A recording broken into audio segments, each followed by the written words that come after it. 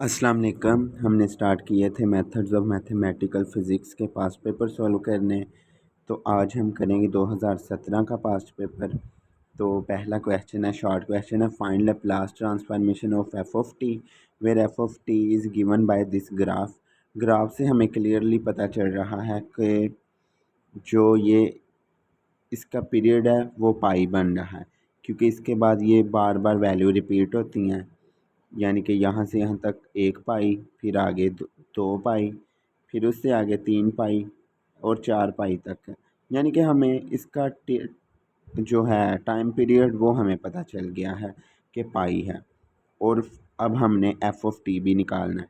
और ये अगर हम देखें, ये वाला फंक्शन जो है, इस तरह का फंक्शन, ठीक है, तो अगर आप गौर करें तो वो हमें पता चलता है कौन सा है, साइन का होता है। क्लियरली एफ ऑफ टी हमें ग्राफ से ही पता चल गया, ये साइन का फंक्शन है, F of T sine T, where हमने सिर्फ इतना लेना है, कितना, एक पीरियड तक हम उसे लेते हैं, इतना फंक्शन लेना है, वो साइन का है। और वैल्यू टी की कहाँ से कहाँ तक होगी, 0 से लेकर पाई तक, ठीक है। इतनी ज़्यादा आगे जाने की ज़रूरत नहीं है, तो टी की वैल्यू 0 से पाई तक रहेगी।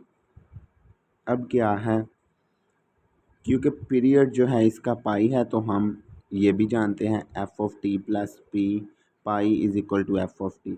यानी पीरियड का यही मतलब होता है कि अगर उसको हम उसके मेन फंक्शन के वेरिएबल में चेंज करें, प्लस करें, तो वो एज इट इज़ फंक्शन आ जाता है, ठीक है। So show F is a periodic function of period pi, ठीक है। तो हम अब पीरियाडिक फंक्शन के लैप्लास ट्रांसफॉर्मेशन को सॉल्व करने का फार्मूला लगाते हैं। तो वो ये होता है, अब टी की जगह पाई आ जाएगा और इधर भी टी की जगह पाई आ जाएगा। बाकी जो है ये फार्मूले का है, और एफ ऑफ टी जो है साइन टी है, ठीक है। तो यहाँ से अब हम इंटीग्रेशन करेंगे तो अच्छा, साइन को पहले हमने एक्सपोनेंशियल में कन्वर्ट कर दिया ताकि इंटीग्रेशन आसान हो जाए। करने के बाद हमारे पास ये आ जाएगा, इंटीग्रेशन करने के बाद हमारे पास लिमिट भी अप्लाई करने के बाद सिंप्लीफिकेशन करेंगे। सिंप्लीफिकेशन के बाद जो हमारे पास आएगा वो हमारा फाइनल लैप्लास हो गई ट्रांसफॉर्मेशन, ठीक है। इसको लास्ट वाले पे आके ये कॉट हाइपरबोलिक में कन्वर्ट हो गया। तो ये सॉल्व हो चुका है। अब क्वेश्चन 2 जो है, शॉर्ट क्वेश्चन, ये सॉल्व है ऑलरेडी आफ्टर एसोसिएट डिग्री के पेपर में, क्वेश्चन नंबर 1 के 2 पार्ट में, ठीक है। अब आगे आ गया है लैप्लास इनवर्स फाइंड करने, 3/s² into s² plus 9 by using convolution theorem. Convolution theorem use करके करना है। तो हम यहाँ पे एफ ऑफ एस और जी ऑफ एस भी कंसीडर करेंगे। एक को हम 1/s² कंसीडर कर लेते हैं, ठीक है। 3 जो है इसके साथ लिख लेते हैं और 1/s इसके साथ 1/s²। तो दो हमारे पास फंक्शन हो जाएंगे, F of S and G of S.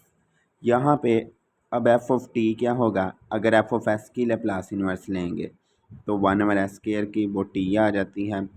Ji of T जो है इसकी ट्रांसफॉर्मेशन साइन 3t है, ठीक है। ये फार्मूलाज आपको याद होने चाहिए।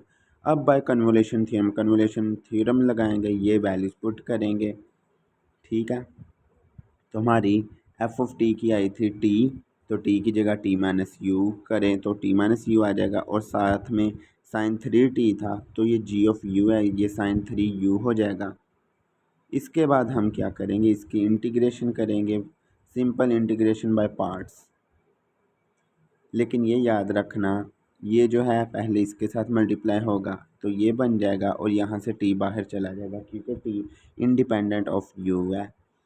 तो इसके साथ जब मल्टीप्लाई होगा तो ये आएगा। तो अब पहले वाले की सिंपल इंटीग्रेशन हो जाएगी, दूसरे में भी सिंपल है, बस वहाँ पे इंटीग्रेशन बाय पार्ट्स वाला रूल लगेगा। और आगे लिमिट्स अप्लाई करने के बाद सिंप्लीफिकेशन के बाद हमारे पास इसकी रिक्वायर्ड ट्रांसफॉर्मेशन आ गई। Short question number 4 already repeated है। From among the curves connecting, ये क्वेश्चन 5 है। From among the curves connecting to the point, these point, दो पॉइंट है, फाइंड द एक्सट्रीमल किसका, इंटीग्रेशन का 1 से 2 तक, Y dash of X into 1 plus x² Y dash into Y dash of X into D X. तो हम करते हैं, जो इंटीग्रेशन के अंदर होता है उसे कैपिटल F से रिप्रेजेंट करते हैं। As y is absent, so क्योंकि यहाँ पे y मौजूद नहीं है, so del F over del y1 is equal to constant वाला फार्मूला लगेगा, यानी कि c के इक्वल वाला फार्मूला लगेगा। ठीक है, तो इसको हम क्या लिखेंगे, इसका हम डेरिवेटिव लेंगे किसके लिहाज से, नहीं डेरिवेटिव नहीं लिया, इसको अगर हम अंदर मल्टीप्लाई करें, ये y प्राइम था वो नीचे 1 लिखा गया, ऊपर लिखना है। ठीक है, del F over del y prime, ठीक है, इज़ इक्वल टू कॉन्स्टेंट। तो पहले हम इसे लिखते हैं डेल, ये चीज़ क्या है, ये कैसे फाइंड होगी, ये बहुत सिंपल है, पार्शियल डेरिवेटिव इसका फाइंड करना है। इसको अगर हम आगे मल्टीप्लाई कर दें तो क्या आएगा, y1 और y prime plus x square y prime का स्केयर आएगा। अब इसका y प्राइम से डेरिवेटिव लेंगे तो ये चीज़ 1 हो जाएगी, प्लस ये आ जाएगा 2 इधर आ जाएगा और ये कैंसिल। ठीक है, तो 2x स्केयर y प्राइम आ जाएगा, ये भी ठीक है। और वहाँ पे जो अगले स्टेप में किया, ये दरअसल उन्होंने ये किया है, ऐसे हल हुआ है कि पहले ये एज इट इज़ और इसका डेरिवेटिव, ठीक है, मतलब ऐसे किया गया, प्रोडक्ट रूल लगाया, इसलिए ये थोड़ा सा लेंथी हो गया। बाकी आप अगर इसे लेंथी ना करें तो वो जो मैंने जैसे पहले कराया वो भी ठीक है, ये आ जाएगा। अब यहाँ से 1 को दूसरी तरफ शिफ्ट कर देंगे, c-1 हो जाएगा। फिर y प्राइम फाइंड करेंगे तो वो हमारे पास ये आ जाएगा, और y प्राइम से अब इंटीग्रेशन करेंगे कैसे, ये dy ओवर dx है, और x dx को उधर शिफ्ट कर देंगे दोनों तरफ, फिर इंटीग्रेशन ले लेंगे। इंटीग्रेशन लेने के बाद साथ में कोई प्लस c1 भी आएगा, ठीक है, कोई कांस्टेंट, तो y ऑफ x ये आ गया।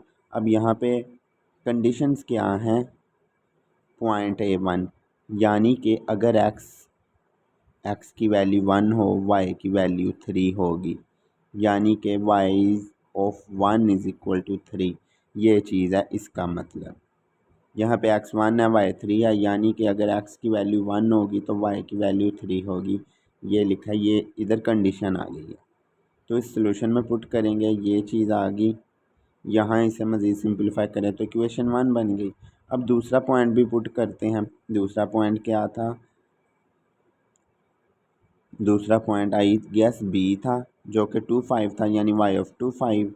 तो इसमें पुट करें तो इक्वेशन 2 आ जाएगी।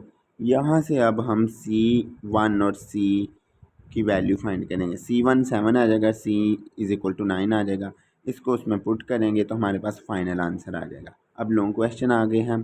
Show that shortest distance curve joining 2 points on the surface of sphere is an arc of a great circle.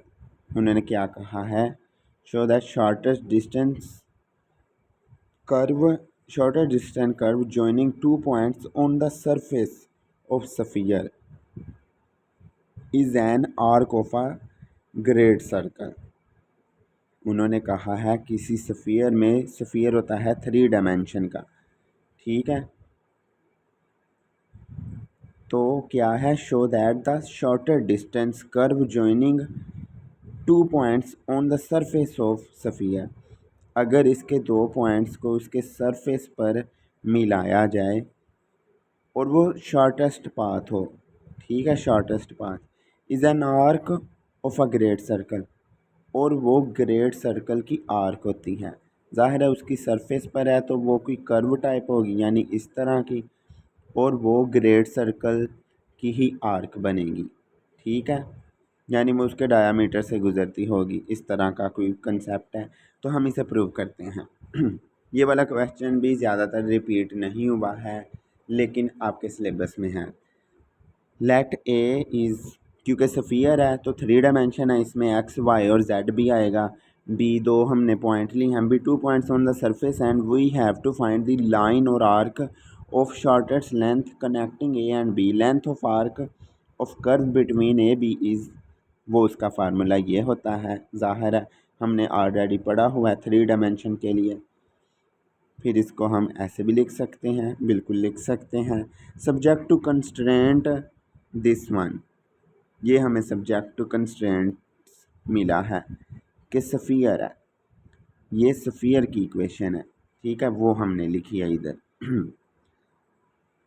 अब here F of X, F is this one and as there is one independent and three dependent, ठीक है। तो फिर क्या होगा, हम यहाँ पे ये लगाएंगे, ये वाली आयलर लाग्रांज इक्वेशन कितनी, 3 आयलर लाग्रांज इक्वेशन लगाएंगे और ये चीज़ भी लिखेंगे कि ये जो तीनों हैं ये तीनों के तीनों ज़ीरो हैं, ये एक्स के लिहाज से, ये वाई के लिहाज से और ये जेड के लिहाज से आयलर लाग्रांज इक्वेशन लगाई और डेल ऑफ एफ एक्स, ये तीनों के तीनों ज़ीरो हैं क्योंकि वो उस पर इंडिपेंडेंट है, as there is one independent and three dependent, ठीक है। तो अब क्या करेंगे हम, and del F of X, अच्छा इसमें से किसी एक की वैल्यू फाइंड कर लें तो सिमिलरली वो वाई के लिए भी चलेगी और जेड के लिए भी वही आएगी उसके लिहाज से सिमिलरली। एक्स के लिहाज से कैसे आई है, ये यहाँ से, ये इक्वल टू ज़ीरो है, तो क्या आएगा अगर इसको उस तरफ शिफ्ट कर दें, ठीक है, और ये तो ऑलरेडी ज़ीरो है, ये चीज़ ज़ीरो है, अभी बस इसका फाइंड करना है। तो ये पहले हम एफ़ का डेरिवेटिव फाइंड करेंगे एक्स प्राइम के लिहाज से, तो इसका एक्स प्राइम के लिहाज से क्या आएगा 1/2 और ये जो बटे के नीचे है ये सारे का सारा एज इट इज़ और ऊपर 2x प्राइम आएगा, ठीक है, और ये 2 से cancel, X prime over this one आ जाएगा, ठीक है, हाँ यही आएगा। तो ये आ गया है, इधर भी यही लिखा हुआ है और आगे भी यही लिखा हुआ है, similarly for Y and Z, तो ये फाइंड कर लिया था। अब ये जो है डेल टी के साथ, डेल टी के साथ तीनों के तीनों आ गए इक्वल टू ज़ीरो, ये चीज़ें आ गई और आगे हम क्या करेंगे, क्योंकि ये तीनों ज़ीरो की इक्वल हैं, ये तीनों किसी कांस्टेंट सी की इक्वल होगी, C1 के, C2 के और C3 के, तो इनको हम अगर कंबाइन करें एक्स प्राइम ओवर C1 और equal to Y prime over C2 is equal to G prime over C3 equal to F, ठीक है, हम इनको लिख सकते हैं ऐसे। तो नाउ अब इन दो को अलग अलग करते हैं, यानी कि पहले वाले को वाई वाले के साथ अलग करते हैं, वाई वाले को जेड वाले के साथ और जेड वाले को एक्स वाले के साथ अलग करते हैं, करके यहाँ पे क्या किया हमने, क्योंकि यहाँ डेरिवेटिव था तो हमने उसको इंटीग्रेट किया तो साथ में अल्फ़ा कांस्टेंट आ गया, यहाँ पर भी डेरिवेटिव था तो साथ में कोई कांस्टेंट बीटा आ गया और यहाँ पे भी एक गैमा आ गया, ठीक है, ये सारे के सारे आ गए। अब हम आगे चलते हैं, क्या करेंगे, अल्फ़ा को इधर रहने देंगे, इसको उधर शिफ्ट कर देंगे, माइनस में आ जाएगा, इसी तरह बीटा को इधर रहने देंगे, उसे उधर माइनस में शिफ्ट, इसे भी माइनस में शिफ्ट कर देंगे। तो अल्फ़ा बीटा और गैमा की वैल्यूज़ हमारे पास आ गई, उनको 1 2 और 3 का नाम दिया, multiplying 1 by beta and 2 bye alpha, ठीक है, तो इनको ऐसे आपस में मल्टीप्लाई कर दिया, दोनों की राइट साइड सेम होगी, अब ये दोनों भी आपस में फिर इक्वल हो जाएंगे, ये दोनों इक्वल हो जाएं, इनका मतलब है कि ये चीज़ आ गई,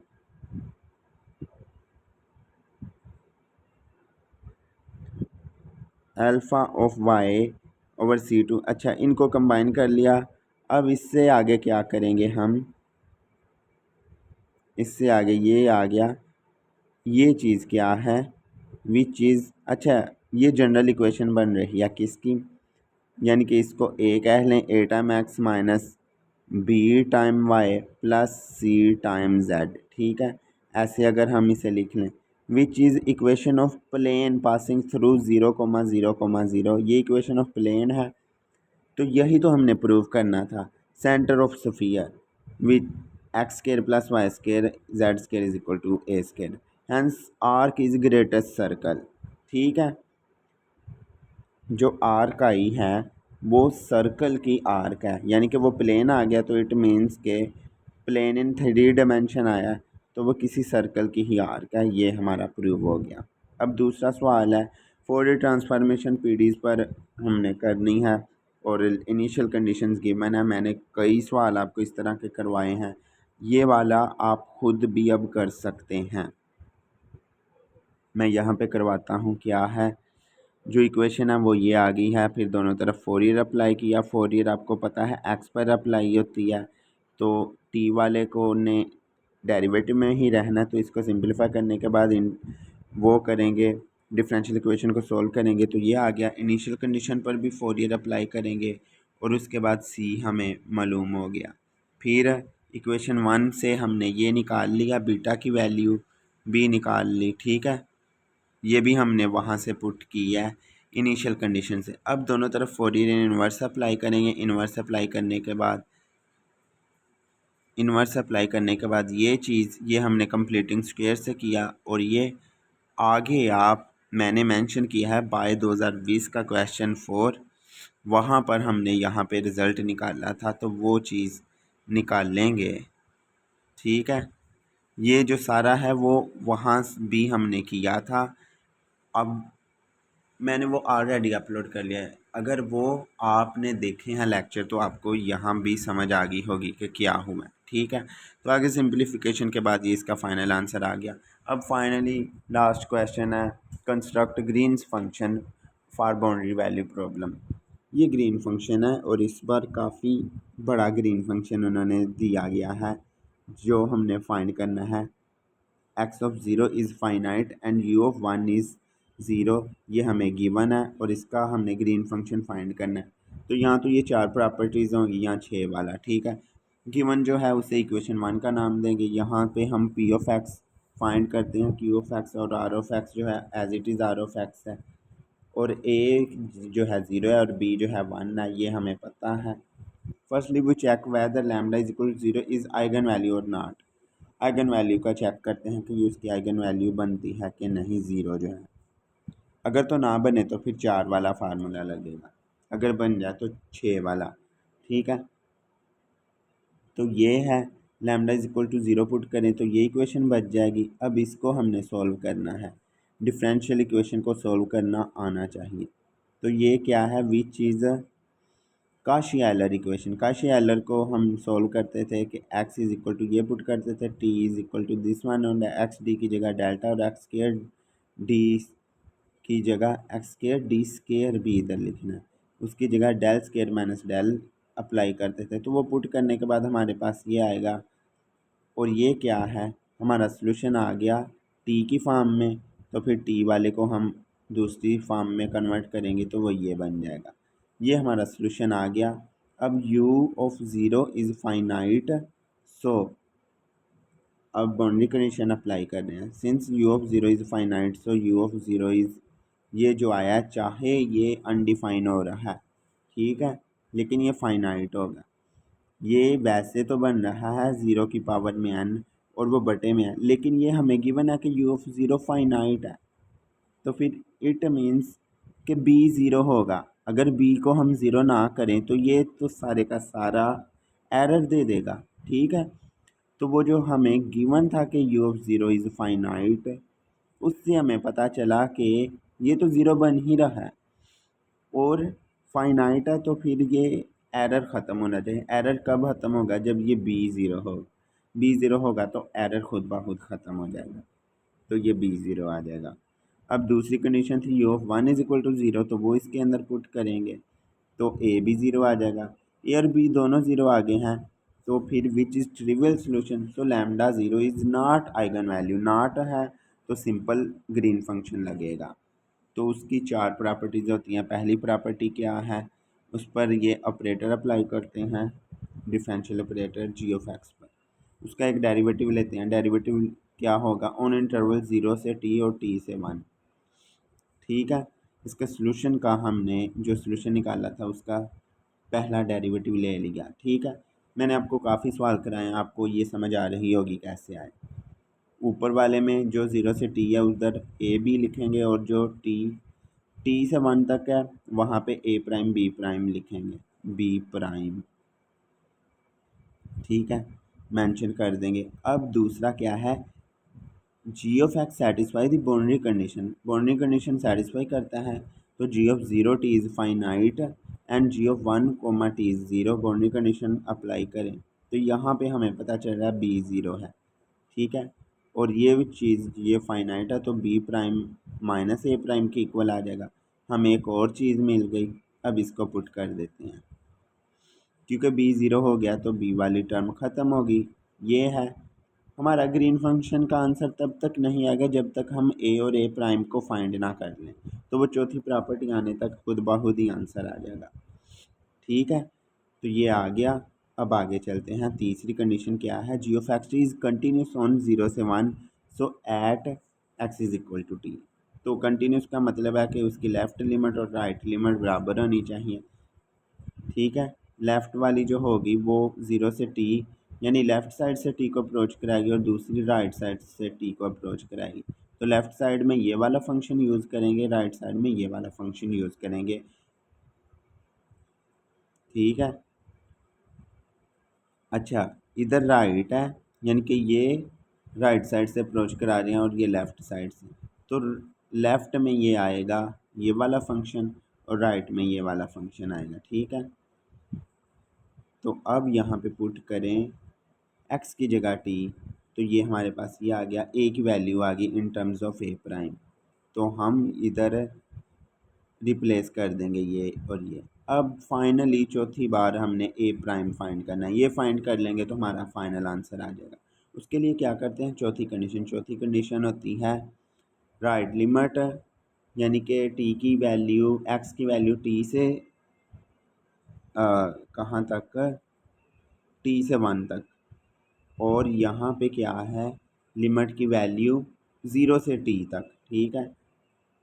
लेकिन यहाँ पे डेरिवेटिव भी होता है, डेरिवेटिव उनका डेरिवेटिव होता है चौथी प्रॉपर्टी में और बराबर होता है 1 ऑफ पी टी के, पी ऑफ टी के। और यहाँ पे हमें पी ऑफ टी का भी पता था वो था टी, और पी ऑफ एक्स का हमें पता था वो था एक्स, और एक्स की जगह रिप्लेस करें टी तो वो टी आ जाएगा, 1/t आ जाएगा, ठीक है।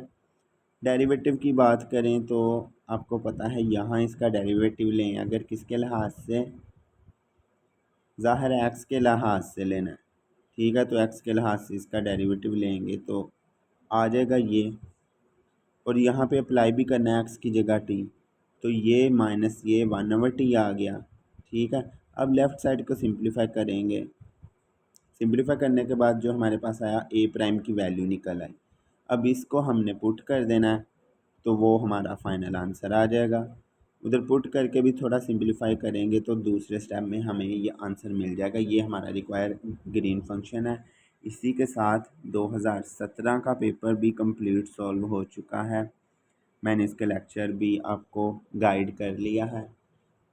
तो मुझे दीजिए इजाज़त, इसी के साथ मिलेंगे 2016 के पेपर में। तब तक के लिए खुदा हाफिज़।